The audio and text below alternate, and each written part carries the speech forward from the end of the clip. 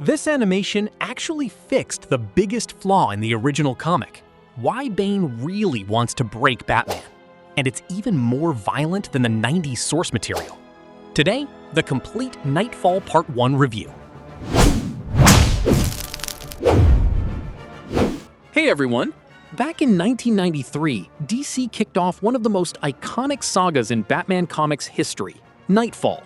The original run split into 3 acts. First, Bruce Wayne's physical and mental ruin, called Knightfall itself, then the dangerous stretch where Azrael takes up the mantle, hunting Bane while slowly losing his mind in Batman's own city, called Night Quest, and finally, a healed Bruce returning to reclaim the mantle from his unstable replacement, Night's End. It was a story with real ups and downs, but one that left a lasting mark on readers at the time, a direct editorial response to the ongoing debate about what Batman should or shouldn't be, especially around his relationship with violence. 33 years later, here comes the animated adaptation, directed by Jeff Wamster and written by Jeremy Adams, focused mainly on that first phase of the saga. The premise goes straight to the comics. After Arkham Asylum is completely destroyed, Gotham's worst criminals hit the streets all at once. Racing against the clock to recapture his enemies, Batman, voiced by Anson Mount, gets pushed to his absolute physical and mental limit, setting up the inevitable confrontation with a new, merciless threat, Bane, voiced by Michael Mando. Given Warner and DC's less than stellar recent track record with animated films, a lot of fans weren't holding their breath for this one. That changed a bit once the trailer dropped, with some genuinely interesting details we'll get into here. And now that it's officially out, I can say it, this is a seriously solid piece of work. For now, the release is VOD only, digital rental or purchase on Amazon, Prime Video, or Apple TV. Physical media is still coming, so if you'd rather have it on your shelf, it just takes a little patience. Knightfall defined 90s Batman comics because it was basically about Batman getting defeated by a brand new villain, and it took roughly 2 years of comics to complete that whole fall and rebuild arc. Condensing 2 years of story into a movie a little over an hour long was never going to be easy, and it meant balancing Batman's mental and physical destruction with introducing complex characters like Azrael and Bane from scratch. And this is where the film gets it right. It dedicates a real chunk of the opening to building Bane up properly, showing his birth in Santa Prisca, his brutal childhood in Peñaduro prison, and the cruel Venom experiments. The whole core of the character is right there. Someone born in a prison who has to become physically and mentally stronger just to survive the most inhuman conditions imaginable. I'll be honest, I've never been a huge fan of how the comics justify Bane's obsession with breaking Batman. It's almost mystical. He has nightmares about a bat, finds out there's a guy running around Gotham dressed like one, and decides he has to confront and break him. The film drops that mystical angle entirely. Without getting into spoilers, Bane's focus here is much more tied to the Wayne family itself than to Batman as a figure. He even holds a fairly respectful view of old Gotham, before Batman existed, and sees Batman himself as something actively harmful to the city. That's the idea fueling his need to break the hero. It's a genuinely interesting angle, and honestly makes more sense than the comics, even if I still don't think it's the strongest possible justification, since it means idealizing a city he barely knew firsthand. But it's absolutely better than the original version, and it creates a real personal parallel with Bruce himself. Mondo's brutal Bane is adapted exceptionally well.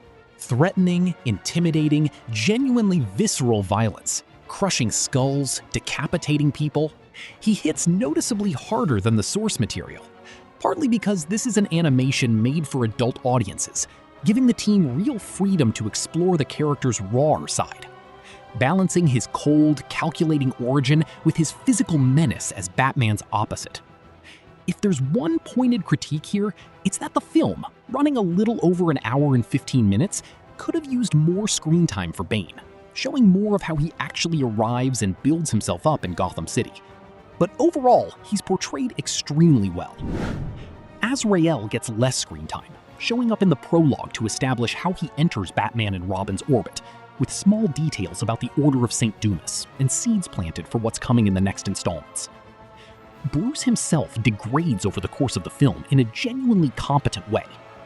Bane's plan weighs heavily into this, With Arkham destroyed, Batman is forced into inhuman physical exhaustion, hunting villain after villain nonstop, including Riddler, Firefly, Scarecrow, Mad Hatter, Zsasz, and quick passages with Mr. Freeze. No time to rest and regroup before facing Bane. And there are ghosts from the past, too.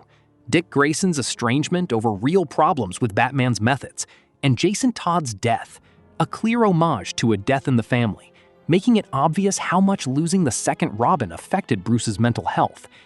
The film doesn't linger on explaining exactly what happened with either of them, just quick flashbacks that justify Batman's doubts and lack of motivation, to the point where he has to see a psychiatrist, Dr. Chandra, a character that hints at bigger importance down the line. One standout deserves its own moment, Tim Drake, voiced by Jack Griffin. The third Robin rarely gets real space in recent animation, and this might be one of the most faithful versions of the character straight from the comics. He shines exactly when he needs to, bringing the intelligence and maturity it takes to try holding together the pieces of a Batman on the verge of collapse. If you're a fan of the third Robin, there's a lot here for you. But maybe the thing that stands out most about this whole animation is the aesthetic. They chose to adapt Kelly Jones's unmistakable art style, which back during the original Knightfall run was limited to those striking 90s covers. Kelly Jones always worked with bizarre anatomy, hyper-muscled figures, and almost ghostly atmosphere pulling straight from horror. The animation team translated that visual language really well, especially for Bane, who needs a design that's both impressive and genuinely frightening, particularly after he's on Venom. If you want to see more of Kelly Jones' work on Batman, there's a collection available on Amazon and the YouTube shop right below. The animation itself still isn't at that ideal, elegant fluidity. Some moments work really well, others feel a bit stiff, like the investment wasn't quite there. But overall, it works within what it sets out to do.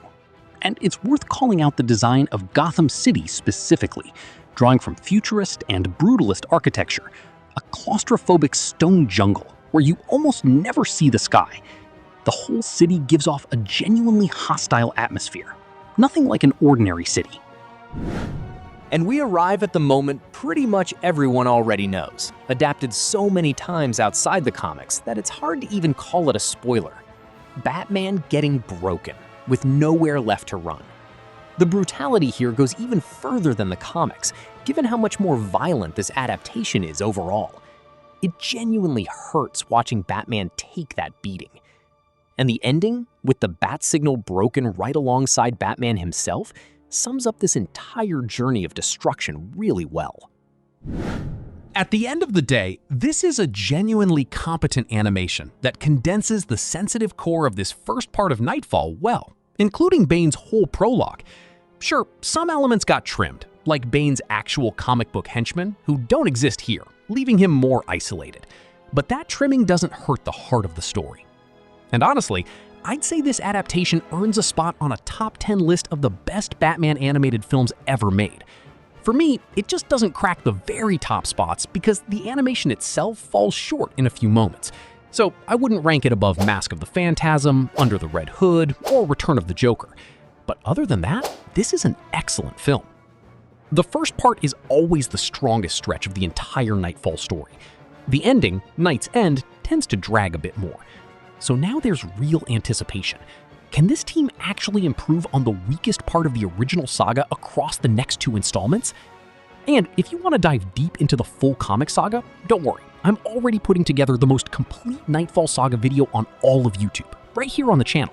So hang tight and go ahead and hit that bell so you don't miss it when it drops. In the meantime, if you want to start reading now, the Knightfall collection is available on Amazon and the YouTube shop, link right below. So, have you seen it yet? Did you like it or not? Let me know in the comments. If this review helped you decide whether it's worth watching, drop a like, subscribe if you're new around here, and keep an eye out because there's more Batman coming every week. Thanks everyone, see you next time.